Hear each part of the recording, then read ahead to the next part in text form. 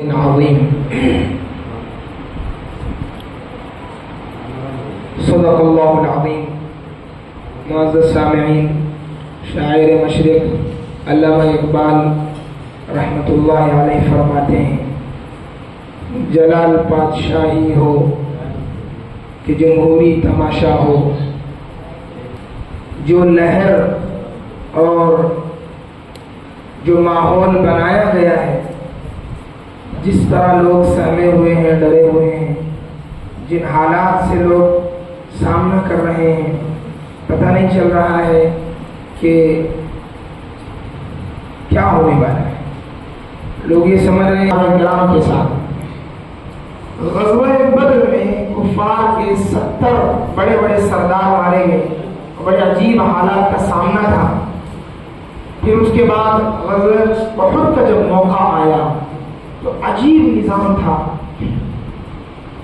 مسلمانوں میں 70 مسلمان شہید ہو گئے اور آپ کے سر میں خنجر لوہے کے دھس گئے، سارا جسم لہو لہان ہے، کپڑے خون سے لت پت ہے، پار ہے پیٹھ کے پیچھے.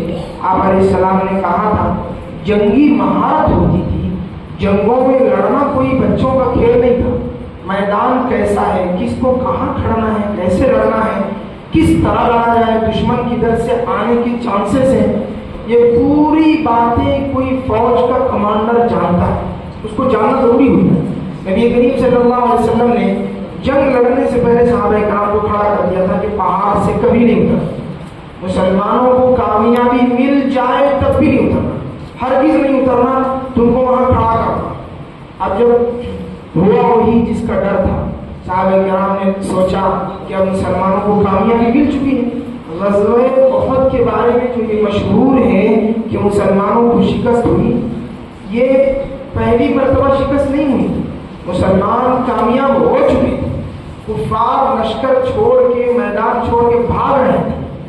تو صحابہ کرام نے جن کو پہاڑ پہ کھڑا کیا گیا تھا، یہ سوچا کہ اب تو ہماری کامیابی مقدر ہے، اب ہم کو کوئی ہرا نہیں سکتا. اس لیے انہوں نے سوچا کہ اللہ کے نبی صلی اللہ علیہ وسلم نے جو کہا تھا کہ میدان نہیں چھوڑنا، یہ اس وقت کی بات تھی کہ اگر ہم ہار جاتے تب. اب تو ہم جیت چکے ہیں. وہ پہاڑ کی چوٹی چھوڑ کے نیچے اتر، مال غنیمت لینے کے لیے نیچے اتر. اور خالد بن الولید رضی اللہ عنہ اس وقت تک یہ مسلمان نہیں ہوئے تھے. جب انہوں نے دیکھا کہ مسلمان جو پہاڑ پر تعینات ہیں، جن کو کھڑا کیا گیا ہے، جن کی سیکیورٹی بنائی گئی تھی، وہ ہٹ چکے ہیں. انہوں نے جو لشکر بھاگ رہا تھا، کفار کا جو فوج کا جو دستہ بھاگ رہا تھا مکہ مکرمہ، انہوں نے ریورس حملہ کیا، اٹیک کیا.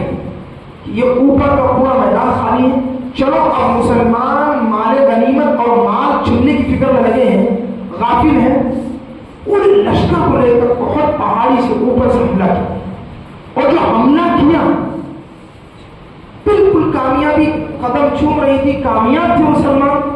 اس وقت ابو سفیان اور خالد بن الولید رضی اللہ عنہ نے لشکر کو لے کر حملہ کیا اور پوری کائب بالکل کائب.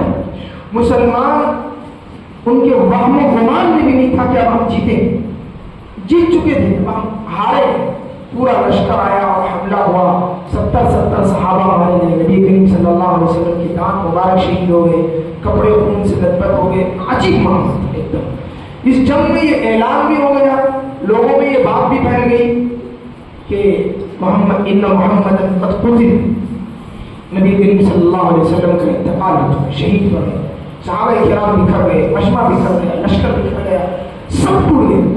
بڑی مشکل سے مجمع کو قابو میں لایا، اور مشکل سے صحابہ کرام نے حضور پاک صلی اللہ علیہ وسلم نے بڑی ہمت کا مظاہرہ کیا. پھر اس کے بعد جو مجمع بچا تھا ان کو لے کر میدان احد چھوڑ کے حمراء الاسد ایک مقام تھا. صحابہ کرام بھی تھک گئے، جسم پورا چھلنی ہو چکا ہے، طاقت نہیں ہے بالکل. اتنا نازک مرحلہ تھا. راستے میں جب ابو سفیان کامیابی کے ساتھ لوٹ رہے، راستے میں جب گئے، درمیان راستے میں ان کو خیال آیا اب مسلمان ہمت ٹوٹ چکی ہے، چکناچور ہو چکا ہے، اب اس کے پاس دوبارہ لڑنے کی طاقت نہیں ہے، کیوں نہ پھر دوبارہ حملہ کیا جائے، ان کی بچی کچی طاقت کو تہس نہس کر دیا، ان کو اس پوری زمین سے مٹا دیا۔ ایسے ہی ہوتا ہے جب وار ہوتا ہے، جنگیں ہوتی ہیں ملکوں کی، تو گیپ نہیں دیتے، لگاتار لڑتے۔ ہم دیکھ رہے ہیں 200 دن سے فلسطین پہ حملہ ہوا ہے، حالانکہ فلسطین سے کیا جواب مل رہا ہے؟ کوئی جواب نہیں مل رہا ہے۔ لیکن جب قوموں کی جنگیں ہوتی ہیں، آپ دیکھ لیجیے ہندوستان وغیرہ کی جو بھی لڑائیاں ہوئی ہیں، وہاں بھی گیپ نہیں دیا جاتا، سنبھلنے کا موقع زیادہ نہیں دیا جاتا، حملے پہ حملہ ہوتا ہے تاکہ سامنے والے کو سنبھلنے کا موقع نہ ملے، ون ٹائم ان کو ہلاک کر دیا۔ تو ابو سفیان نے جب لوٹنے کا ارادہ کیا تو اللہ کی شان بھی بڑی عجیب تھی۔ دیکھیے نا، جس کی اللہ جس کی مدد کرنا چاہتے ہیں ساری دنیا میں اس کا کچھ نہیں دکھا۔ ابو سفیان اس وقت لشکر لے کے لوٹ جاتے تھے۔ یہاں رک کے مجھے ایک بات سمجھانی ہے، بہت سارے لوگ جب ابو سفیان رضی اللہ عنہ کی یا امیر معاویہ رضی اللہ عنہ کے بارے میں جب تذکرہ کرتے ہیں تو کہتے ہیں ابو سفیان نے ایسا کیا، وہ ایسا کرتے، وہ ایسا کیا تھا اس نے۔ صحابہ نے جب اسلام قبول کیا رضی اللہ عنہم ورضوا عنہ، العبرۃ للخواتیم، آخری وقت کا اعتبار ہوا۔ حضرت ابو سفیان رضی اللہ عنہ نے کلمہ پڑھا ہے، مسلمان ہیں، ان کا احترام ہم پہ واجب ہے۔ یہ تو پہلے کے حالات تھے، جب ان حالات کا تذکرہ کریں تب بھی ہم صحابہ کرام کا نام احترام سے لیں گے۔ حضرت ابو سفیان اگر لوٹتے لشکر لے تو اس وقت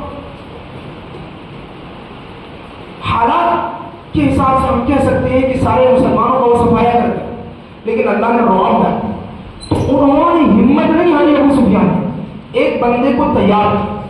میں یہ واقعہ اس لیے بیان کر رہا ہوں کہ آج کے حالات میں یہ واقعہ ہمیں بہت کچھ سبق سکھاتا ہے۔ ایک بندے کو انہوں نے رشوت دے کر تیار کیا کہ ہم تجھے اتنے 100 اونٹ دیں گے۔ بھائی کیا کرنا ہے؟ کچھ نہیں کرنا ہے، صرف جانا ہے۔ حمام الاسد مقام پہ مسلمان بیٹھے تھک ہیں، چکناچور ہیں، ان سے یہ کہنا ہے ان الناس قد جمعوا لكم۔ چوتھے پارے میں اللہ نے یہ منظر پورا منظر ہے، ان الناس قد جمعوا لكم، ایک لشکر تم پر حملہ کرنے کے لیے بیٹھا ہے، یعنی اب جو لشکر لڑ کے گیا اس کی علامت ریٹن آ رہا۔ الذین قال لهم الناس، کفار مکہ نے قال لهم الناس، یہ الناس سے مراد کفار مکہ ہے۔ کفار مکہ نے صحابہ کرام سے کہا تھا ان الناس قد جمعوا لكم، ایک لشکر تمہارے پیچھے حملہ کرنے کے لیے آ رہا ہے، فاخشوهم، ذرا ڈرو، تم ڈرنا، سنبھلنا، یہاں سے بھاگ جانا۔ آج کا ماحول ہمیں یہی سکھا، ان الناس قد جمعوا لكم، یہ پارٹیاں، یہ طاقتیں، یہ فرعونی طاقتیں، یہ حمانی اور شدادی طاقتیں، قانونی مال و دولت کا جبر و استبداد، یہ پوری قوتیں اقتدار ہیں، یہ ہمیں دھمکا رہا ہے، کہہ رہی ہے ان الناس قد جمعوا لكم، مسلمانوں کو وجود مٹا دیں۔ اب کی بار اگر الیکشن ہوگا تو یہ ہوگا، اب کی بار اگر ایسا ہوگا تو یہ ہوگا، آئندہ الیکشن کا سسٹم نہیں ہوگا، آئندہ فلاں ہوگا۔ میرے دوستوں یقیناً یہ صرف کہنے کی بات ہے، یہ تو ایسی ہی دھمکی ہے جیسے حضرت ابو سفیان نے کسی بندے کو تیار کیا تھا صرف مسلمانوں کو ڈرانے اور دھمکانے کے لیے، ان الناس قد جمعوا لكم، اور ساتھ میں یہ بھی کہنا بھیجا تھا کہ فاخشوهم، یہ کہنے کی کیا ضرورت تھی کہ تم ڈرو؟ بھائی تم اپنی طاقت سے ڈراتے، تم اپنی حکومت سے ڈراتے، مال و دولت سے ڈراتے، صحابہ خود ڈر جاتے، تم کو یہ کہنے کی کیا ضرورت تھی کہ فاخشوهم، تم ان سے ڈرو؟ اس کا صاف مطلب ہے کہ تمہارے پاور میں، تمہاری سسٹم میں یہ کبھی طاقت ہے ہی نہیں کہ مسلمانوں کے سینوں کو لٹکا سکے۔ تم کو یہ جملہ اٹیچ کرنا پڑتا ہے کہ مسلمانوں سے ڈرو، تم کو یہ مسلمانوں کو باور کرانا پڑتا ہے کہ تم فلاں طاقت سے ڈرو، فلاں حکومت سے ڈرو، فلاں سلطنت سے ڈرو، حالات سے ڈرو۔ میرے دوستو یہ آج پورا نمونہ اور نقشہ بھی بتا رہا ہے۔ تو مجھے اور آپ کو 1400 سال پیچھے جاتا ہوں، وہ جواب دے رہا ہے جو صحابہ کرام نے کیا تھا، جس کو اللہ نے قرآن میں نقل کیا ہے۔ فَخْشَوْهُمْ فَزَادَهُمْ إِيمَانًا، ڈرنا تو دور کی بات، سہنا تو دور کی بات، قدم پیچھے ہٹنا تو دور کی بات، اللہ نے کہا فزادہم ایمان، ایمان بڑھ گیا صحابہ کرام۔ جب یہ جملہ صحابہ نے سنا ایمان بڑھ گیا صحابہ کرام، اور آگے بڑھ کر کہا حسبنا اللہ ونعم الوکیل۔ اور تم کس لشکر کی بات کرتے ہو، تم کس فوج کی بات کرتے ہو، کس دھن دولت کی بات کرتے ہو، کس جبروتی اور کس فرعونی حکومت کی بات کرتے ہو، ہمارے اندر پیچھے ہٹنا تو دور کی بات، حسبنا اللہ، ہمارا اللہ آج بھی زندہ ہے، ونعم الوکیل، بہتر کا احساس ہے۔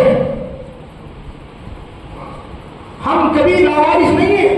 صحابہ کرام نے اس وقت اے سی میں، ایئر کنڈیشن میں بیٹھ کر نہیں، ٹھنڈے ٹھنڈے فین کی ہواؤں میں بیٹھ کر نہیں، کاروں کی اے سی میں بیٹھ کر نہیں، ایک بند کمروں میں اے سی میں بیٹھ کر واٹس ایپ کی شیئرنگ میسجز کے ذریعے نہیں، ٹویٹر کے ذریعے نہیں، انسٹاگرام کے ذریعے نہیں، اللہ کی قسم جسم پورا خون میں لہو لہان ہے، جسم چھلنی ہے، ہلنے کی طاقت نہیں ہے، نبی کریم صلی اللہ علیہ وسلم کے کپڑے خون میں لپٹ ہے، جواب کیا مل رہا ہے؟ حسبنا اللہ ونعم الوکیل۔ ارے جاؤ تم کیا ہم کو ڈراتے ہو، جاؤ تم کیا ہم کو دھمکاتے ہو، ارے تمہاری حکومت کتنی، تم کتنے، اللہ ہمارا ہے، طاقت تمہاری ہے، اللہ ہمارا ہے، نصرت اللہ ہمارا ہے۔ میرے دوستو وہ جو سچویشن تھا، وہ جو حالات تھی، اس وقت صحابہ کرام نے جو جواب دیا، پھر اللہ نے کیا رزلٹ سنایا؟ قرآن میں یہ بھی رزلٹ سنا، فانقلبوا بنعمت من اللہ۔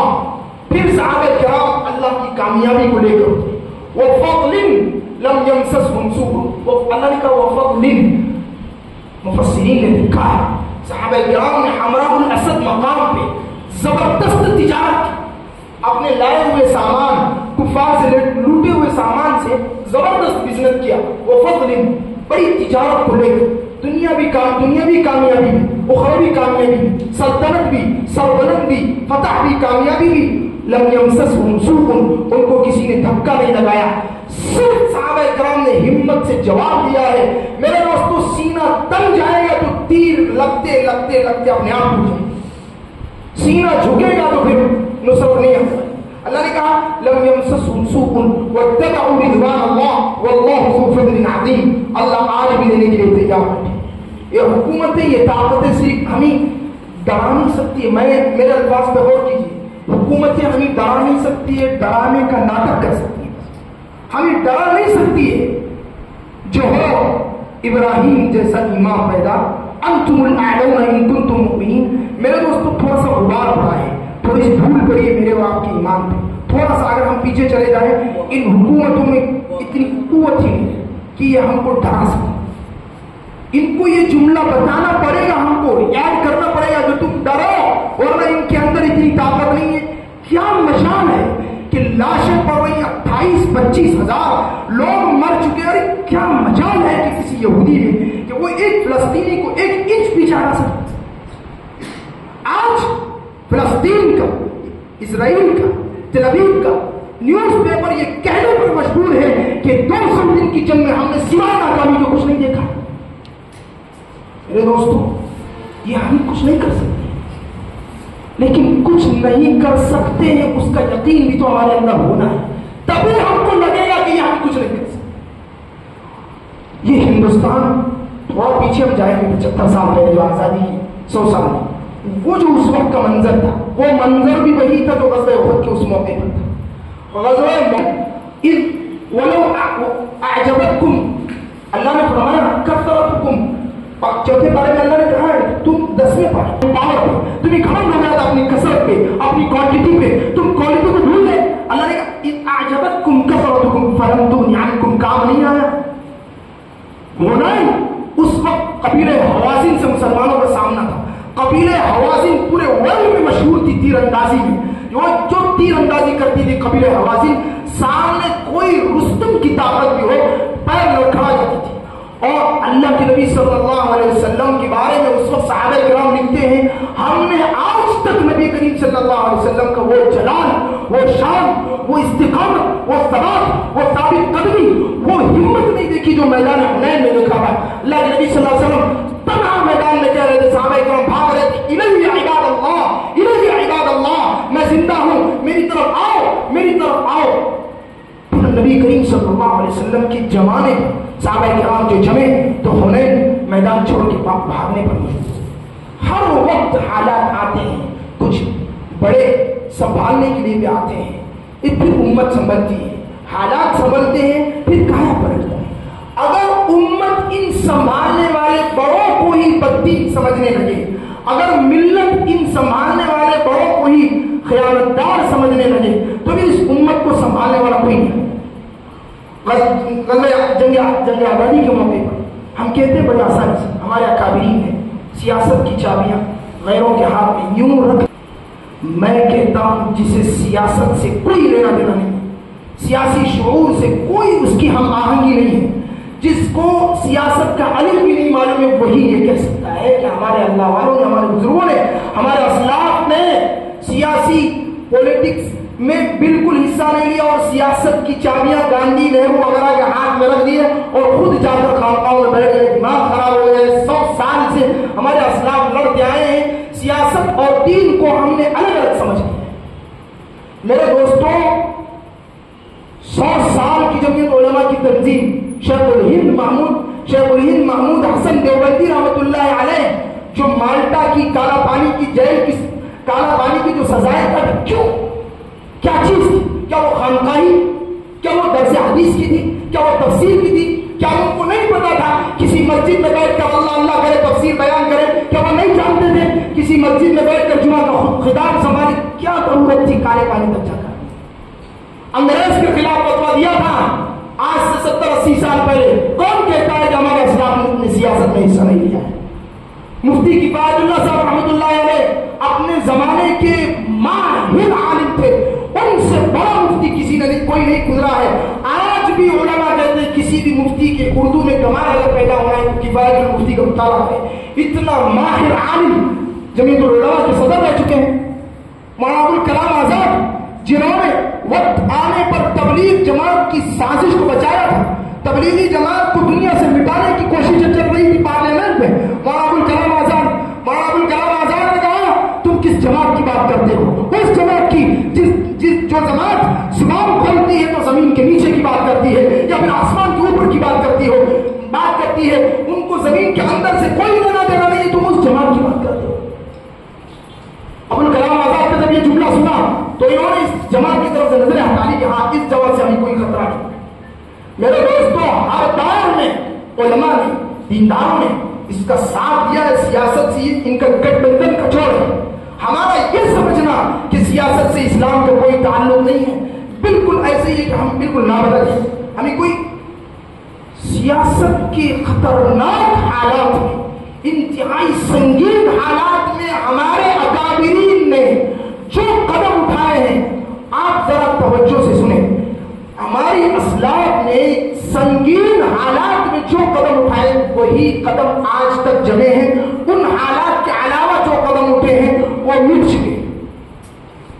آپ دیکھیں، انگریزوں کی خطرناک سلطنت کے دور میں دارالعلوم کا قیام عمل میں آیا، مرکز نظام الدین کا قیام عمل میں آیا، جمعیت العلماء کا قیام عمل میں آیا، ندوۃ العلماء کا قیام عمل میں آیا، بڑے بڑے ادارے قائم ہوئے، بڑی بڑی تنظیمیں قائم ہوئی۔ آج تک یہ تنظیمیں کانٹوں میں جو کھلتا ہے، شعلوں میں جو بنتا ہے، کانٹوں میں جو کھلتا ہے، شعلوں میں جو بنتا ہے، وہ پھر ہی گلشن کی تاریخ بدلتا ہے۔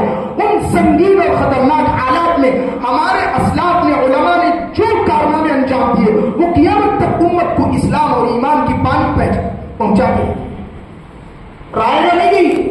تو میرے دوستو، ان حالات میں مجھے اور آپ کو یہ نہیں سمجھنا ہے کہ ہم کچھ نہیں کر سکتے۔ یو کین ڈو، آپ کر سکتے، سب کچھ کر سکتے۔ وہاں خالد بن مدنی صاحب فرما رہے تھے، یاد رکھو علماء کرام، امت میں جب بھی انقلاب آیا ہے، چاہے دینی ہو، چاہے ملی ہو، چاہے سماجی ہو، چاہے قومی ہو، چاہے مالی ہو، انہوں نے کہا چاہے مالی انقلاب ہو، وہ انقلاب علماء نے ہی کیا ہے اور دیندار طبقے سے ہی ہوا ہے۔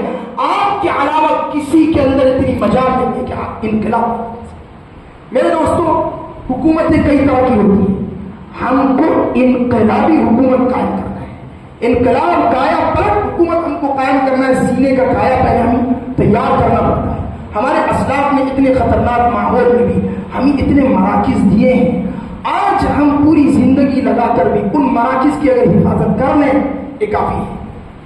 اگر وہ آج میرے اور آپ کے کلمے کے بارے میں نہ سوچتے اس وقت ان کو دارالعلوم قائم کرنے کی ضرورت نہیں تھی. میرے اور آپ کے ایمان کے بارے میں نہ سوچتے تو دعوت و تبلیغ کے مرکز کے قائم کرنے کی ضرورت نہیں تھی. مسلمانوں کے لا اور قوانین کے بارے میں نہ سوچتے ان کو جمعیت العلماء قائم کرنے کی ضرورت نہیں تھی. وہ بھی کسی اچھے سے اچھے بننے گئے تھے. میرے دوست آج بھی اسلام میں سیاست ہے لیکن آج کی سیاست میں اسلام نہیں. آج بھی اسلام میں سیاست ہے لیکن آج کی سیاست میں اسلام نہیں. ان دونوں پہ ہم غور کریں. اسلام میں سیاست قیامت تک ہے رہے گی لیکن جس آئینہ سے ہم آج کی اسلامی سیاست کو دیکھ رہے ہیں غلط آئینہ ہم نے لگایا ہے. ہم آج کی سیاست کو اسلامی آئینہ پہن کر دیکھتے ہیں تو ہم نے سیاست کو بری چیز سمجھا. آج بھی اسلام میں سیاست ہے لیکن آج کل جو سیاسی نظام چل اس میں اسلام نہیں ہے, اسلامی تعلیمات نہیں ہے. تھوڑی سی اگر چینجز کریں گے ہماری سیاست بھی دین میں. علامہ اقبال نے کہا نا عادل پاک. ابھی میں نے شروع میں وہ علامہ اقبال کا شعر پڑھا تھا, جلال پادشاہی ہو کہ جمہوری تماشا ہو, جلال پادشاہی ہو کہ جمہوری تماشا ہو, جدا ہو دین سیاست سے, جدا ہو دین سیاست سے تو رہ جاتی ہے چنگیزی, پھر وہ ظلم اور بربریت یہی رہ جاتی. تو دین سیاست کا ایک اہم شعبہ ہے, دین سیاست میں ہمیشہ رہا ہے. اچھا وہ اسلامی سیاست کیا ہے؟ اسلامی سیاست پوری کی پوری بیس کرتی ہے خلق خدمت, خدمت خلق. کس پر؟ خدمت خلق پر. اسلامک پولیٹکس کہتے ہیں پبلک کی سروس کرنا, خدمت خلق. کہتے ہیں نا حضرت عمر نے رئیس القوم خادمہم, حضرت عمر کا جملہ تھا رئیس القوم خادمہم. قوم کا لیڈر قوم کا خادم ہوتا ہے, قوم کا ایم ایل اے قوم کا خادم ہوتا ہے, قوم کا سی ایم قوم کا خادم ہوتا ہے, سیوک ہوتا ہے.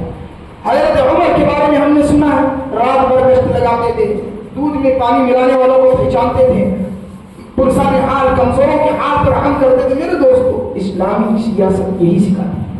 کون سی قرآن کی آیت میں لکھا ہے, کون سی حدیث کہتی ہے کہ اس سیاست میں ہم حصہ ہیں؟ ہم یہ کیوں سمجھتے ہیں کہ سیاست کا مطلب صرف ہم ایم ایل اے بن جائیں؟ کیا ہم اپنے لیول پر رہ کر سیاسی خدمات نہیں کر سکتے؟ کیا ہم اپنی سوسائٹی میں سیاسی خدمات نہیں کر سکتے؟ کیا پولیٹکس کا مطلب صرف یہی ہے کہ ہمیں کوئی سیٹ مل جائے, کوئی عہدہ مل جائے؟ کیا ہم اپنے آپ میں پولیٹکس کے کام نہیں کر سکتے, دفاعی کام نہیں کر سکتے, خدمات والے کام نہیں کر سکتے؟ اسلامی سیاست چاہتی ہے خدمت خلق, اسلامی سیاست چاہتی ہے عدل و انصاف. کیسا عدل و انصاف؟ نوشیروان ہمایون جو بادشاہ ہوا ہے جس کا مقبرہ دلی میں ہے, اس کا جو بیٹا نوشیروان جب وہ قلعہ کی تعمیر کر رہا تھا, بادشاہ کا محل, بادشاہ کا بیت بن رہا تھا, کئی 100 ایکڑ میں بن رہا تھا, بیچ میں گڑیا کا جھونپڑا ہے, بیچ میں گڑیا کا جھونپڑا. ساری حکومت کے جتنے وزراء تھے سب نے کہا کہ اس کو تہس نہس کر اڑاؤ, یہ اس کی کیا قیمت ہے؟ کہ نہیں, بڑھیا کے پاس جاؤ, اجازت لو, وہ اگر دیتی ہے ٹھیک ورنہ قلعے کو گھما. بڑھیا نے کہا نہیں ہوں. تاریخ گواہ ہے نوشیروان نے اپنے قلعہ کو گھمایا ہے بڑھیا کے قلعے سے. ظلم جبر و استبداد اسلامی سیاست نہیں سکھاتی ہے, عدل و انصاف سکھاتی ہے. عالمگیر اورنگزیب رحمۃ اللہ علیہ, ہمارے نوجوانوں کو معلوم نہیں ہے, آج پورا ہندوستان لگا ہوا ہے, تلا ہوا ہے اورنگزیب عالمگیر کو بدنام کرنے. اورنگزیب عالمگیر رحمۃ اللہ علیہ ایک ایسے منصف بادشاہ تھے. کون سی سلطنت ایسی جو ہم کو بتائے اس کا بادشاہ, اس کا پی ایم پوری حکومت کو چلانے والا ٹوپیاں بن کے اپنا روزگار چلاتا ہو, لکھ کے نسخے بیچ کے اپنا روزگار چلاتا ہو. محمد بن قاسم کبھی ہندوستان آئے, دسترخوان پہ بیٹھے, ہزاروں نعمتیں, چھوٹا سا کپڑا کھول رہے ہیں, اس میں سوکھی روٹیاں ہیں. لوگ پوچھ رہے ہیں آپ کیا کھا رہے ہیں بادشاہ کے دسترخوان پہ؟ کہا انہی نعمتوں نے تمہیں برباد کیا ہے, انہی سوکھی روٹیوں نے آج پورے ہندوستان کو میرے مٹھی میں رکھا.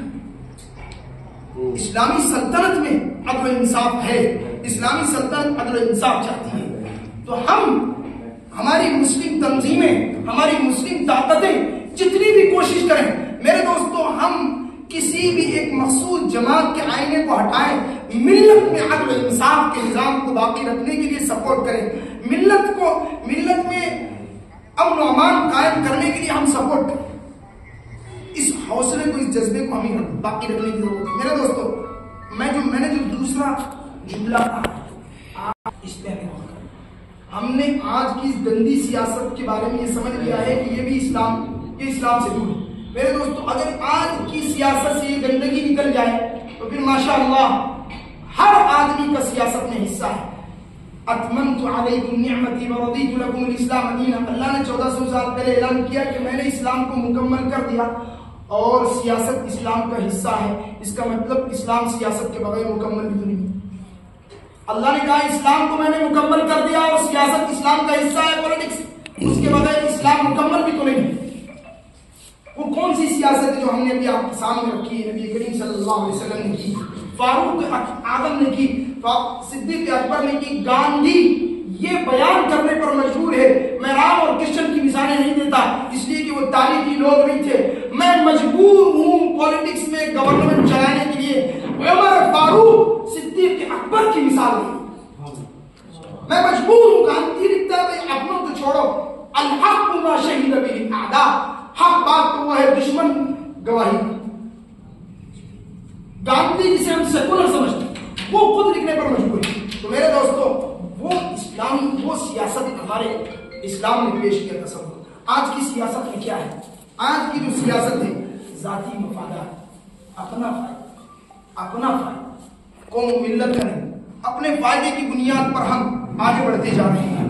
ہمیں حالات کا علم نہیں اندر کیا ہو رہا ہے، سرسری تبصرے تذکرے ہو رہے ہیں. اللہ حضرت حاتب بن ابی بلتعہ نے جب اللہ کے نبی صلی اللہ علیہ وسلم نے بھیجا تھا مکے کو حالات کا جائزہ لینے کے لیے، ایک عورت مکے سے آئی تھی. حضرت حاتب بن بلتعہ نے ایک پرچی لکھ کر اس عورت کو دیا تھا، کہا کہ تم مکے میں جا کے میرے گھرانے کو دے دینا، مکے کی ذمہ داروں کو دے دینا کہ اللہ کے نبی صلی اللہ علیہ وسلم مکے پر حملہ کرنے والے ہیں، تاکہ یہ لوگ اس انفارمیشن کے ذریعے میرا جو گھرانہ مکے میں موجود ہے، وہ ہجرت کر کے مدینہ آ گئے تھے، ان کا سارا گھر بار مکے میں تھا، تاکہ کل کے دن لڑائی ہو تو مکے کے سربراہان میرے گھرانے سیفٹی دیں، حفاظت کریں، اپنا مفاد تھا. اللہ نے فوراً قرآن میں آیت اتاری، یا ایھا الذین آمنوا لا تتخذوا عدوی وعدوکم اولیاء، تم میرے اور اپنے دشمن کو دوست نہ بنانا. تلقون الیہم بالمودہ، تم ایک میسج ان کو پہنچا رہے ہو. پھر اس عورت کو پکڑا گیا راستے میں، اس نے چوٹی کے اندر اس خط کو چھپایا، اللہ نے اس کو ظاہر کر دی. میرے دوستو، سیاست میں اپنا مفاد نہیں ہوتا، قوم و ملت کا فائدہ سامنے ہوتا ہے. اپنے مفاد والی سیاست وہ اسلام والی سیاست نہیں ہے، وہ آج کی گندی سیاست ہے، یہ ممنوع ہے. قوم و ملت کے جذبے والی سیاست آج بھی زندہ ہے.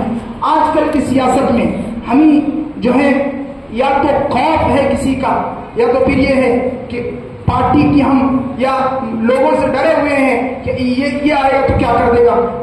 کوئی اندر ہمیں قوت، اندر سے حالات کا علم نہیں ہے کہ اس نے کیا کیا غداریاں کی ہیں، اس کے ذریعے سے ہم کو کیا کیا نقصان پہنچ سکتا ہے. بس ڈرے ہوئے، ڈرنا بھی نہیں ہے. اللہ نے قرآن میں کہا نا، یہ جو اللہ تعالیٰ کہہ رہے ہیں، ان کان آباؤکم وابناؤکم وازواجکم وعشیرتکم واموالکم اقترفتموها وتجارة تخشون کسادها ومساکن ترضونها احب الیکم، مال، دولت، باپ، بیٹا، بیوی، گھرانہ، تجارت، بزنس، ساری چیزیں احب الیکم من اللہ ورسولہ، اللہ اور اس کے رسول اور دین کے مقابلے میں تھوڑا سا بھی تمہیں کھٹک رہی ہے، احب الیکم من اللہ ورسولہ.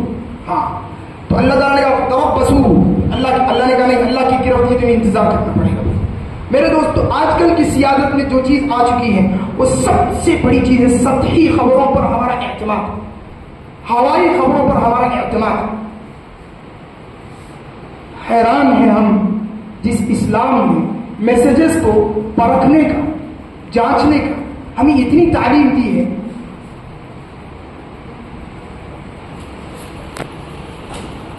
اے ایمان والوں، اگر کوئی فاسق، اگر کوئی گنہگار، اگر کوئی بے اعتبار آدمی، فاسق کا مطلب وہ آدمی جس پہ اعتماد نہیں ہے، اسلامی اعتبار سے اس پہ بھروسہ نہیں کیا جاتا. اللہ کہہ رہے ان جاءکم فاسق بنبأ، کوئی خبر ہے، کوئی میسج ہے، فتبینوا، تحقیق کر لیا کرو، ریسرچ کر لیا کرو، جانچ لیا کرو. یہ اللہ نے نہیں کہا ہے کہ تم اس کو آگے میں بڑھاؤ، ضرور بڑھاؤ، شوق سے بڑھاؤ، پھیلاؤ، لیکن ذرا جانچ تو کر لیا کرو. فتبینوا، کیوں جانچ کرنا ہے؟ کیا ضروری ہے جانچ کرنا؟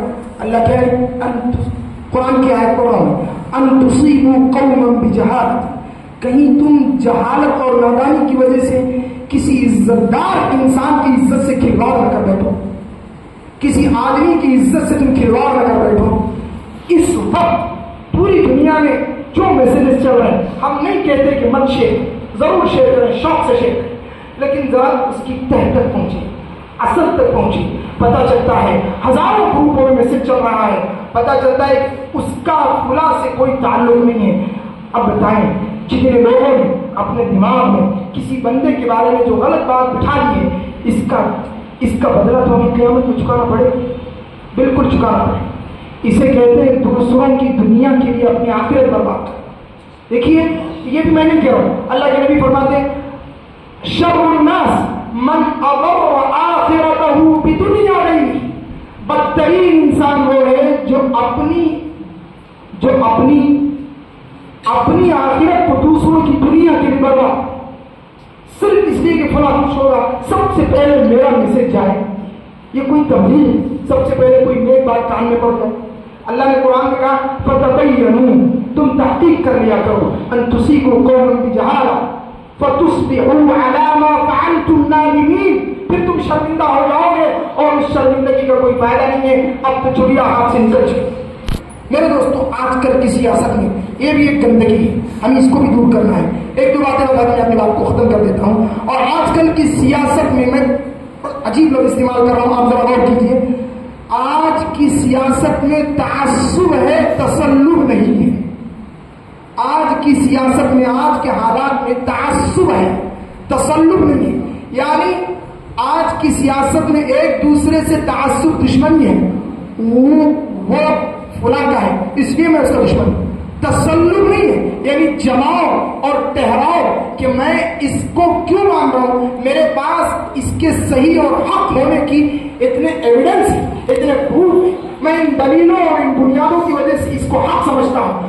یہ بات نہیں ہے. آج صرف تعصب ہے، یہ فلاں سے ملا ہے یہ میرا دشمن ہے، یہ فلاں سے جڑا ہے تو یہ میرا دوست ہے. کیوں دشمن ہے، کیوں دوست ہے؟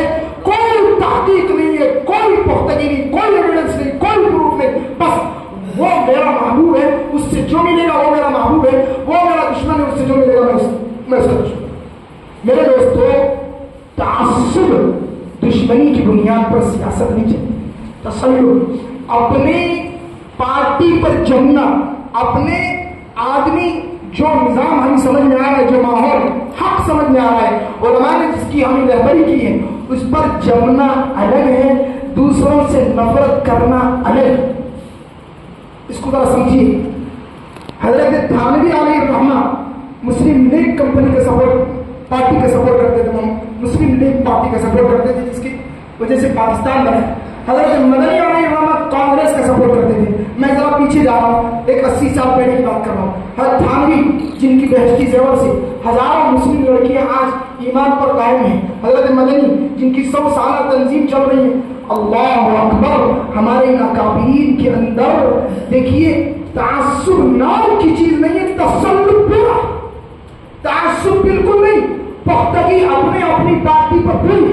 حضرت تھانوی مسلم لیگ، حضرت مدنی کانگریس. رات کے 12 بجے گئے حضرت مدنی علیہ الرحمہ حضرت تھانوی کے دروازے پر، دروازہ نہیں کھٹکھٹایا. جانتے تھے کہ حضرت اشرف علی تھانوی رحمۃ اللہ علیہ رات میں کسی کو آنے نہیں دیتے. چوکٹ پہ پوری رات تھا.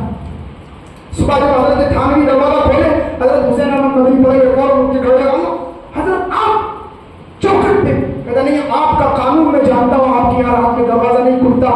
دیکھیے حضرت تھانوی نے کیا جواب. حضرت وہ قانون دنیا کے لیے، آپ کے لیے تھوڑی. اور جب امامت کا موقع آیا، حضرت تھانوی کی عادت تھی کسی کو امامت کے لیے آگے نہیں بڑھتی. حضرت حسین احمد مدنی رحمۃ اللہ علیہ آپ ہیں تو آپ ہی امامت کریں. میرے دوستوں ہمارے اکابرین نے اپنی پارٹی پر جمنا تو ہے، ایک دوسرے کی بے عزتی، ایک دوسرے کے ساتھ تعصب، دشمنی دعوت نہیں. میں تھوڑا آپ کو اور تھوڑا آگے لے جاتا ہوں.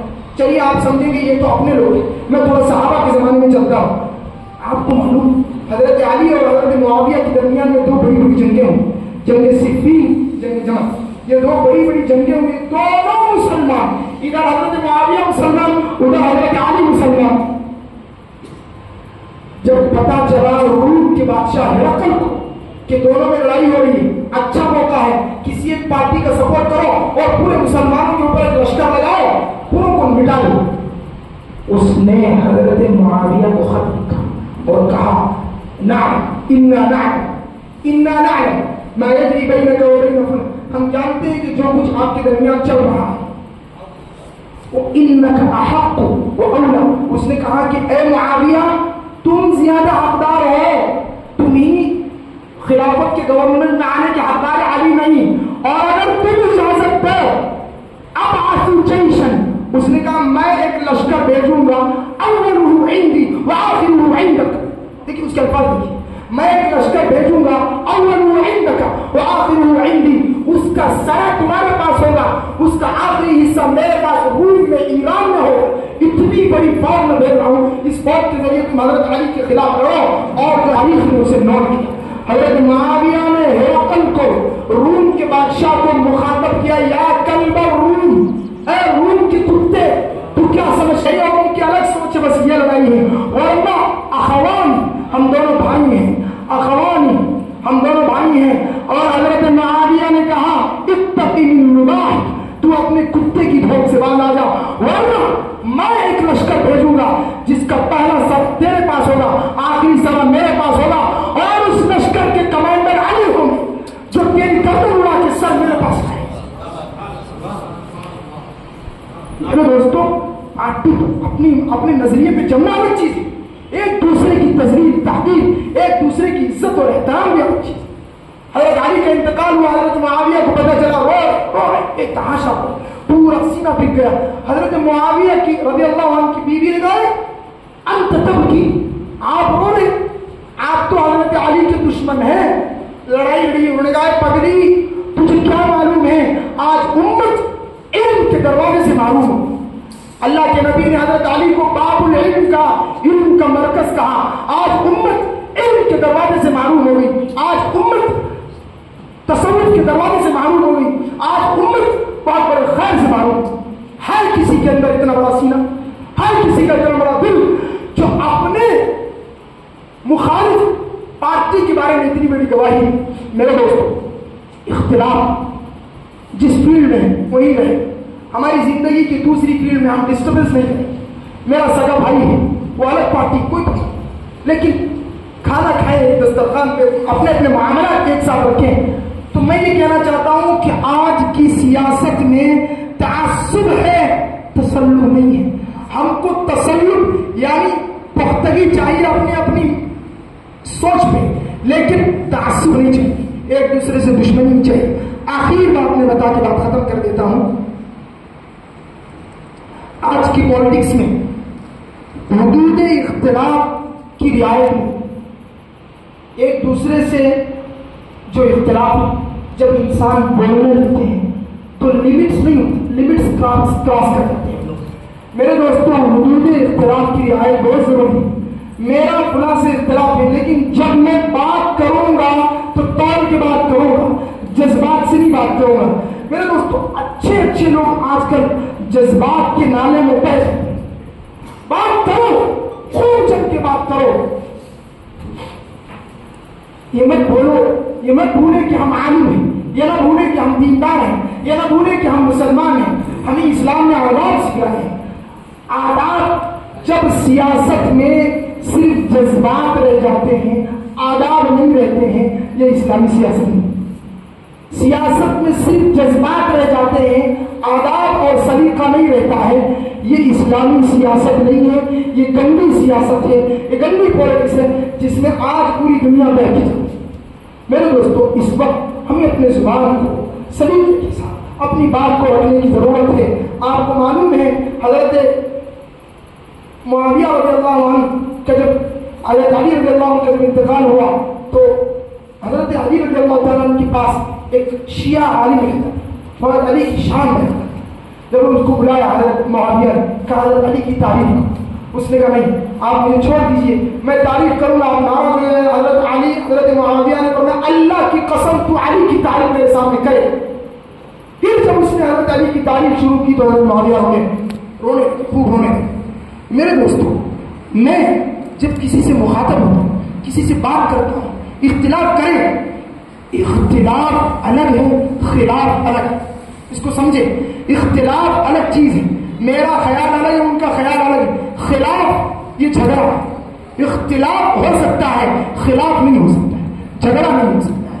اس لیے ہم اپنی بات پہ جمع، یہ کوئی بری بات نہیں ہے، لیکن بات کرنے کا انداز اچھا ہو، سلیقہ اچھا ہو. ہمارا اب اس وقت مجھے اور آپ کو سب کو مل کر اس بات کی ضرورت ہے کہ ہم اسلامی سیاست کے لیے فکر مند ہوں. پرسنل لائف میں بھی، پولیٹکس لائف میں بھی، ہر لائف میں ہم اسلامی سیاست کے جذبے کو، ہمت کو، حوصلے کو لے کر چلیں.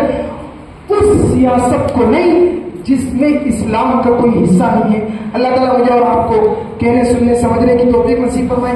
آخر میں حضرت مولانا ابو الحسن علی میاں ندوی کا ایک جملہ میں آپ کے سامنے پڑھ کر سنا کر اپنی بات کو ختم کر دیتا ہوں. آج سے کئی سو سال پہلے حضرت علی میاں ندوی رحمۃ اللہ علیہ نے ایک جملہ کاروان امت میں، ان کی کتاب ہے، اس میں لکھا ہے قوم کو 5 وقتہ نماز نہیں، ہندوستان کے لوگوں کو 5 وقتوں کی نماز ہی نہیں بلکہ 100% تہجد گزار بھی بنا دیا جائے. ان کے جملوں پہ غور کیجیے. آج ہندوستان کے مسلمانوں کو 5 وقت کا نمازی نہیں، 5 وقت نمازی بھی تہجد گزار بھی بنا دیں، لیکن ان کے اندر پولیٹیکل شعور، پولیٹیکل جذبہ، سیاست کا جذبہ نہیں پیدا کیا گیا. ملک کے حالات سے ان کو نہیں واقف کرایا گیا، جگایا نہیں گیا. ان کو صرف عبادت کے حد تک رکھا گیا. ان کو سیاست اور پولیٹکس سے کوئی لینا دینا نہیں ہے. جیسا کہ کچھ لوگ کہتے ہیں نا سیاست سے ہمارا کوئی حصہ نہیں، پولیٹکس میں ہمارا کوئی حصہ نہیں. تو حضرت ابو الحسن علی میاں ندوی نے فرمایا ممکن ہے، آج ممکن ہے ایک وہ وقت بھی آئے امت تہجد تو دور کی بات 5 وقت کی نمازوں پر بھی پابندیاں رکھ سکتی. تو میرے دوستوں، سیاست میں پولیٹکس کو جاننا، حالات کو جاننا، اس وقت حالات کا تقاضا ہے. اس وقت کے جو الیکشنز ہیں یہ ہمیں بہت کچھ سبق سکھاتے ہیں. ہمیں سنبھلنے کی ضرورت ہے اور اس میں بڑھ چڑھ کے حصہ لینے کی ضرورت ہے. اللہ تعالیٰ مجھے اور آپ کو کہنے سننے سے زیادہ عمل کی توفیق نصیب فرمائے، ہمارے اندر سیاسی شعور پیدا فرمائے. اب اس کے آگے بہت ساری باتیں آپ کے سامنے آئیں.